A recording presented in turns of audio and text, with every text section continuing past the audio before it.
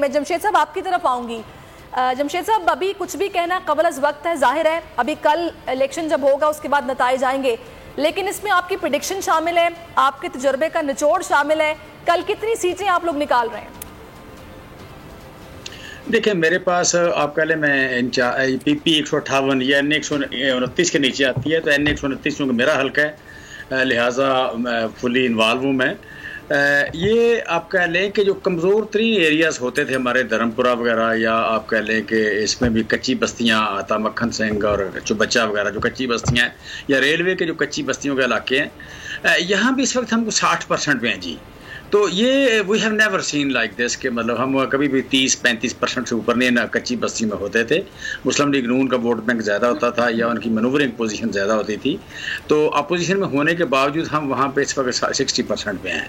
सो ये जो वेव है, हम जब एक गली का डोर टू डोर करते हैं, तो मैंने तकरीबन 4 यूनियन काउंसिल में, मियाँ मीर की 2 यूनियन काउंसिल्स और धर्मपुरा की कोई 2.5 यूनियन काउंसिल है जिसमें डोर टू डोर की है। फिर ये कि रेलवे का या UC 124 की मैंने डोर टू डोर की है, बस्ती सईदन शाह की। तो डोर टू डोर में हम देखते हैं कि 30-40 घरों की जो एक गली है, 50 घरों की गली है, तो 2, 3, 4, 5 घर मुस्लिम लीग नून के निकलते हैं, बाकी वोट हमारे साथ है। सब्सक्राइब करें और बेल दबाएं ताकि कोई खबर रह न जाए।